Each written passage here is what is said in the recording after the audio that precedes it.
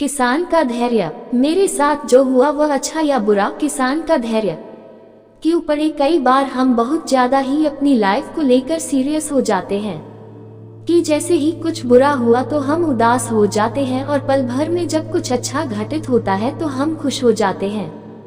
हमारे विचार बहुत जल्दी ही बदल जाते हैं। हम यह नहीं सोचते कि जो कुछ घटित हुआ है वह हमारे लिए अच्छा है या बुरा। हमारे साथ घटी घटना का भविष्य में क्या प्रभाव पड़ेगा ये हमें खुद पता नहीं होता है। आज यह कहानी आपको कठिन परिस्थितियों में धैर्य का महत्व सिखाएगी। एक समय की बात है, एक किसान था जिसके पास एक घोड़ा था। वह अपने इस घोड़े से बहुत प्यार करता था। उसे अपने घोड़े पर बहुत गर्व था जो किसान की कमाई का जरिया भी था। अपनी इस कमाई से किसान अपने परिवार का पेट भरता था। लेकिन एक दिन वह घोड़ा भाग गया। उसके भागने के बाद समाज के लोग और उस किसान के पड़ोसी उसके पास आकर उससे कहने लगे, हे भगवान, तुम्हारा घोड़ा जिस पर तुम्हें बहुत घमंड था वह तो भाग गया। उसको सांत्वना देने लगे कि उसके साथ बहुत बुरा हुआ। लेकिन किसान ने उसका जवाब बहुत ही सहजता से देते हुए कहा, हाँ, बहुत बुरा हुआ। फिर अगले दिन घोड़ा वापस आ गया। लेकिन सिर्फ घोड़ा वापस नहीं आया बल्कि वह अपने साथ 3 जंगली घोड़े भी लाया। फिर उसके पड़ोसी उसके पास दौड़ते हुए आए और उस किसान से कहने लगे, आपका घोड़ा आ गया और अपने साथ 3 और घोड़े भी लाया है। यह तो बहुत अच्छी बात है, आपकी किस्मत तो बहुत अच्छी है। किसान बहुत खुश हुआ, उनकी तरफ देखा, फिर उसका जवाब बहुत ही साधारण रूप से दिया और कहा, हाँ, शायद। कुछ दिनों बाद किसान का बेटा उसी जंगली घोड़े में से किसी एक को काम के लिए उपयोगी बनाने की कोशिश कर रहा था।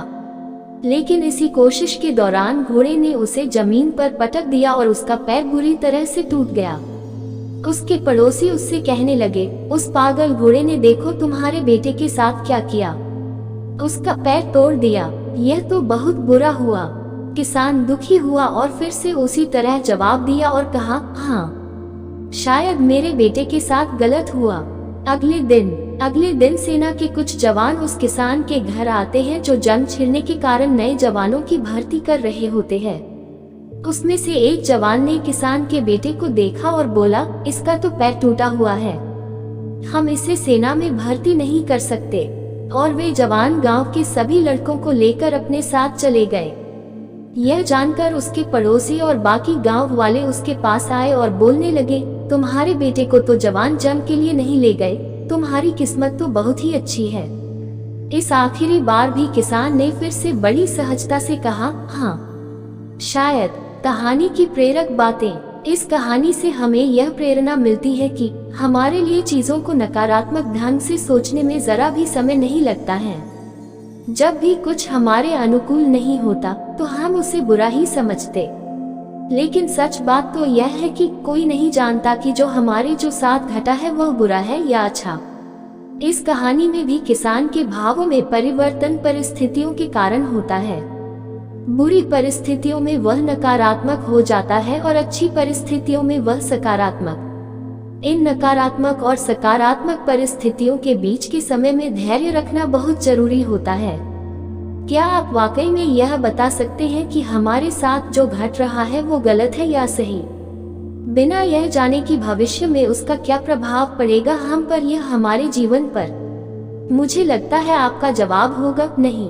हमारे समाज में, हमारे देश में ऐसे बहुत से महान लोग हैं जो अपने जीवन में असफल हुए, हारे, अनेक बड़ी बड़ी बीमारियों से लड़े, किंतु उन्होंने कभी भी अपना धैर्य नहीं खोया और न ही हार माने। यही आगे चलकर बड़े प्रसिद्ध हुए, सफलता के मुकाम पर पहुंचे और महान बने। हमारे बड़े बुजुर्ग सही ही कह गए हैं कि जो होता है अच्छे के लिए ही होता है। यह छोटी सी लाइन हमें बहुत कुछ सिखा जाती है और ये बात हमें कभी नहीं भूलनी चाहिए। हमेशा कोशिश करते हो, जीवन के पथ पर निरंतर आगे बढ़ते चलो। आपको बस यह करना है, किसी बात को लेकर ज्यादा परेशान नहीं होना है, अपने आप को शांत रखना है, अपने काम से काम रखना है। जीवन का सत्य। धनवान सेठ की कहानी के ऊपर क्या आपने कभी सोचा है कि मेरे इस मानवीय जीवन का क्या अस्तित्व है? मेरे लिए इस मानव जीवन जो कि ईश्वर की अनमोल देन है, उसकी क्या महत्वता है। क्या आपने कभी अपने आप को गहराइयों से जानने का, समझने का प्रयास किया है। मानवीय तौर पर कहा जाए तो हम इस जीवन को सिर्फ अपनी जरूरतों को पूरा करते करते ही व्यतीत कर देते हैं। एक मनुष्य के लिए उसकी जरूरत क्या है, रोटी, कपड़ा और मकान, यही न, पर यह असल सत्य नहीं है। हर मनुष्य का जन्म इस धरती पर एक विशेष कारण से होता है, जिसे हम धीरे धीरे समय के साथ समझते चले जाते हैं। कई लोग अपने इस मानवीय जीवन के सत्य को समझ ही नहीं पाते, क्योंकि वे हमेशा नकारात्मक सोच ही रखते हैं। यही अंतर है नकारात्मक और सकारात्मक सोच में। जहां नकारात्मक सोच हमारे लिए समस्याएं पैदा करती है, वही सकारात्मक सोच हमारे लिए नए अवसर लाती है। आइए हम जीवन के इस सत्य को एक कहानी समझने की कोशिश करते हैं। धनवान सेठ की कहानी। एक गांव में एक बहुत बड़ा धनवान व्यक्ति रहता था। लोग उसे सेठ धनीराम कहते थे।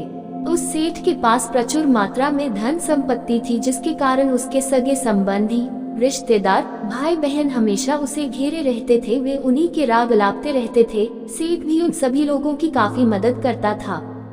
तभी अचानक कुछ समय बाद सेठ को भयंकर रोग लग गया। इस भयंकर बीमारी का सेठ ने बहुत उपचार करवाया, लेकिन इसका इलाज नहीं हो सका। आखिरकार सेठ की मृत्यु हो गई। यमदूत उस सेठ को अपने साथ ले जाने के लिए आ गए। जैसे ही यमदूत सेठ को ले जाने लगे, तभी सेठ थोड़ी दूर जाकर यमदूतों से प्रार्थना करने लगे कि मुझे थोड़ा सा समय दे दो, मैं लौटकर तुरंत आता हूँ। दूतों ने उसे अनुमति दे दी। सेठ लौटकर आया, चारों ओर नजरें घुमाई और वापस यमदूतों के पास आकर बोला, शीघ्र चलिए। यमदूत उसे इस प्रकार अपने साथ चलने के लिए तैयार देखकर चकित रह गए और सेठ से इसका कारण पूछा। सेठ ने निराशा भरे स्वरों में कहा, मैंने हेराफेरी करके अपार धन एकत्रित किया था, लोगों को खूब खिलाया पिलाया और उनकी बहुत मदद भी की। सोचा था कि वो मेरा साथ कभी नहीं छोड़ेंगे। अब जब मैं इस दुनिया को सदा के लिए छोड़कर जा रहा हूँ, तो वे सब बदल गए हैं। मेरे लिए दुखी होने के बजाय ये अभी से मेरी संपत्ति को बांटने की योजना बनाने लगे हैं। किसी को मेरे लिए जरा सा भी अफसोस नहीं है। सेठ की बात सुनकर यमदूत बोले, इस संसार में प्राणी अकेला ही आता है और अकेला ही जाता है। इंसान जो भी अच्छा या बुरा कर्म करता है, उसे इसका परिणाम स्वयं ही भुगतना पड़ता है। हर प्राणी इस सत्य को समझता तो है, पर देर से। जीवन की सीख। हम इस बात को अपने जीवन में भी देख रहे हैं। लोग जीवन के सत्य को भूलकर मानव द्वारा बनाए गए जाल जैसे लालच, रुपए, पैसा, बुराई आदि तले दब गए हैं। आप जो भोजन ग्रहण करते हैं वह पेट में 4 घंटे रहता है, जो वस्त्र पहनते हैं वह 4 महीने रहता है, लेकिन जो ज्ञान आप हासिल करते हैं वह आपके अंतिम सांस तक साथ रहता है और संस्कार बनकर आपकी अगली पीढ़ी तक पहुंचता है। ज्ञान का बीज कभी व्यर्थ नहीं जाता।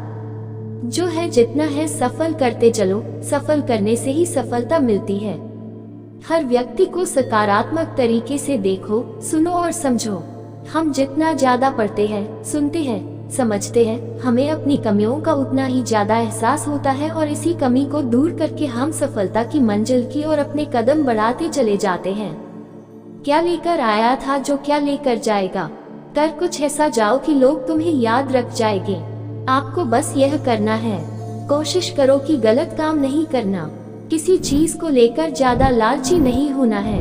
लाइफ को एंजॉय करते चलो। अगर आपको हमारी यह वीडियो पसंद आई तो लाइक कीजिए, सब्सक्राइब कीजिए, बेल आइकन को क्लिक कीजिए। धन्यवाद।